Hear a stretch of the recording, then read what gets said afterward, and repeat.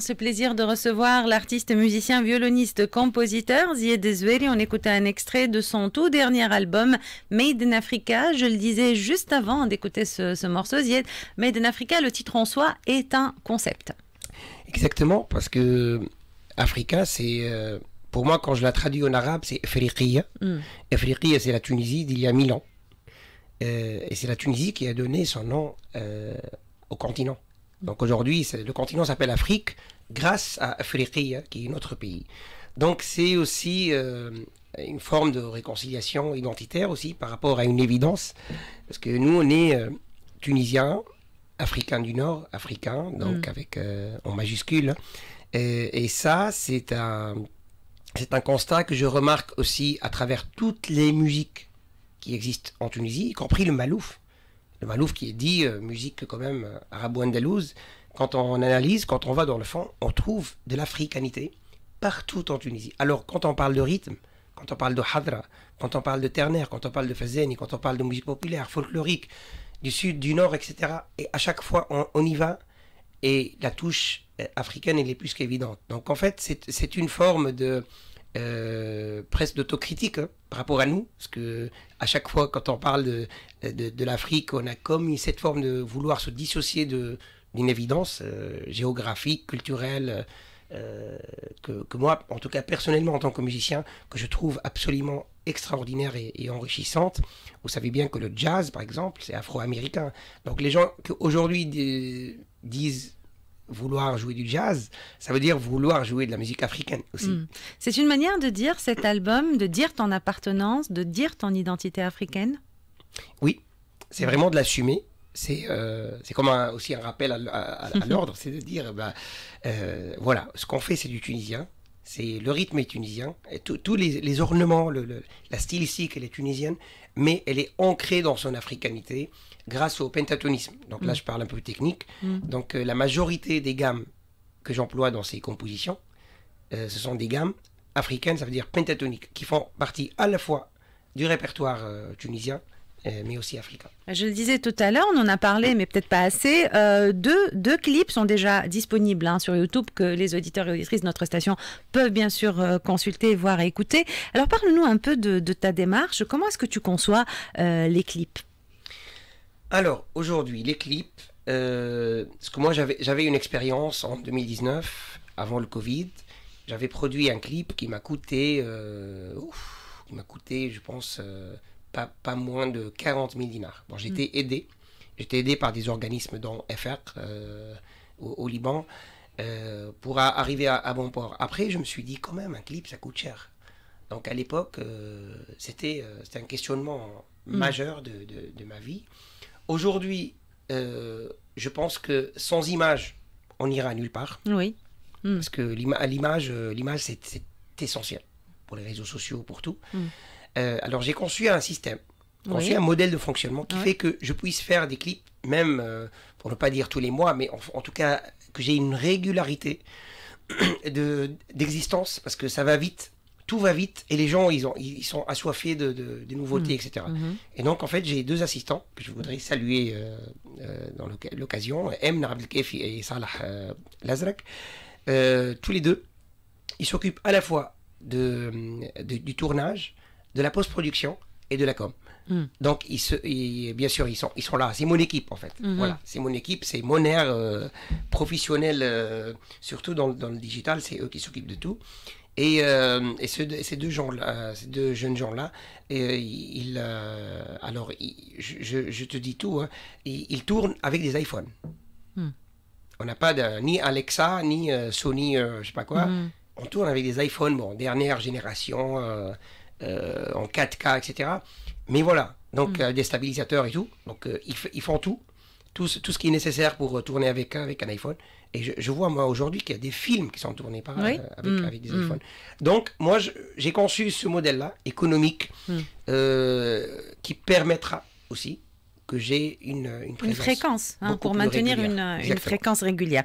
Donc, deux clips, et puis un clip, on en a parlé tout à l'heure, qui va voir le jour bientôt, au mois de juillet, Bakhara, qui sortira bientôt, couleur écolo.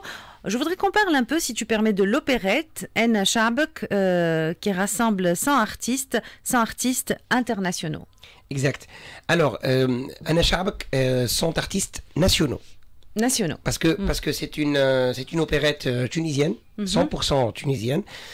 Alors c'est une opérette qui est écrite par Ayoub Laswad, qui nous vient de 12. D'ailleurs, il a débarqué aujourd'hui même, ce matin même à Tunis, parce qu'on commence officiellement la première rencontre de tous les artistes cet après-midi. Alors En Shabak, c'est un peu à l'image de les auditeurs qui connaissent El Hulm Al-Arabi. Oui. Une opérette arabe qui a absolument marqué tous les esprits à l'époque. Aujourd'hui, c'est une opérette produite en Tunisie, par la Tunisie. Donc je précise aussi nos principaux partenaires, la radio nationale, la télévision nationale et le ministère des Affaires culturelles. Sans eux, ce projet n'aurait pas pu voir le jour. Bon, il n'a pas encore vu le jour, mais en tout cas, on est en train d'enregistrer au Studio 8 depuis le 23 juin déjà. On a enregistré quasiment toutes les sections. Juste à côté. Exactement. À partir de demain, vous pouvez venir à tout moment, la porte est ouverte. Merci. À partir de demain, ce sont les chanteurs solistes qui vont débarquer 2 à 2 parce qu'ils sont 14 chanteurs et chanteuses de tout le pays qui vont être dans l'opérette, accompagnés par 50 choristes. Donc il y a la chorale de Sidi Semi, que je salue au passage, extraordinaire chorale. Et bien entendu, il y a un orchestre symphonique qui est composé de 30 musiciens qui ont tous débarqué par le Studio 8 pour l'enregistrement. Et bien sûr, je suis à la composition, à l'orchestration et à la direction artistique de ce méga projet qui sortira le 25 juillet. Donc la première diffusion de cette opérette sera le 25 juillet à l'occasion de la fête de la République. Et il faut voir aussi qu'il y a beaucoup de Tunisiens qui ne connaissent pas Oudna, par exemple. Donc on va tourner ce clip-là à Oudna. Et ça sera quelque chose qu'on espère marquer les esprits pour un certain temps quand même. Ben écoute, on te souhaite beaucoup de succès pour le 25 juillet, En Shabak, et puis pour la parution à venir du clip Bahara, un clip aux couleurs écolo. Qu'est-ce qu'on n'a pas dit? Quelle question que j'ai pas posée? C'est un concentré, c'est vraiment... et beaucoup d'informations. Bon, je tiens à dire, alors pour les gens qui me suivent sur les réseaux sociaux, j'ai une tournée estivale, principalement en France, avec les Violons du Monde. Parce que moi, je fais partie d'un collectif, les Violons du Monde. On est partout. Alors, cet été-là, il y a une bonne escale en France avec une dizaine de concerts. Donc, vous allez trouver sur Instagram, Facebook, l'ensemble de ces concerts-là, pour ceux qui pourraient être en France cet été-là. Et pour ceux qui sont en Tunisie, j'ai 2 concerts à Carthage. On est invité d'honneur. Je serai invité de Riyad Fahri pour le 20 juillet, un méga concert international avec la présence de têtes d'affiche multiples donc, sur scène. Et le 8 août, avec mon compagnon de route, le grand compositeur qui vient de faire Al-Khayl wal-Layl à la clôture de l'Asbu, le festival l'Asbu. Et donc, c'est le concert Imagine, qui est le psychodrame musical qu'on avait déjà fait à la clôture de Hammamet l'année dernière. Donc, retrouvez-nous ou le 20 juillet ou le 8 août au Festival international de Carthage. Mais aussi le 25 juillet avec l'opérette En Shabak et la sortie plutôt du clip Bahara, un clip aux couleurs écolo. Merci beaucoup Zied Zoueri de nous avoir accordé ce temps en dépit d'une journée marathon très chargée. On va se quitter sur un titre que tu proposes, c'est ta musique, c'est ta composition. Zied Zoueri, Orion, un petit mot? Alors Orion. Oui, voilà, parce que ça s'écrit pas comme Orion, Orion. Ça s'écrit avec O-N. Parce que Orion, c'est une étoile qui guide les troubadours ou les Touaregs à la recherche du Nord. Parce qu'ils n'avaient pas de boussole à l'époque, et donc ils se fient aux étoiles. Et l'étoile Orion, c'était l'étoile du Nord.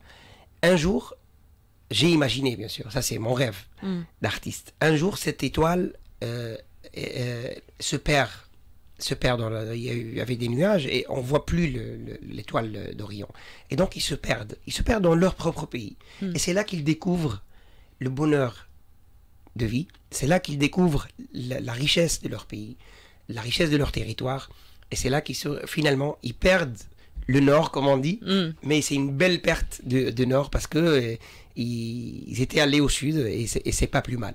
Voilà. Orion, c'est signé Zied Zoueli, c'est extrait de son nouvel album qui vient de voir le jour, Made in Africa. Zied Zoueli, mon invité aujourd'hui, musicien, violoniste, compositeur. N'hésitez pas à retrouver le podcast de cet entretien sur notre chaîne YouTube et sur notre page Facebook RTCI 98.2. C'est autour de midi, c'est jusqu'à 13h30.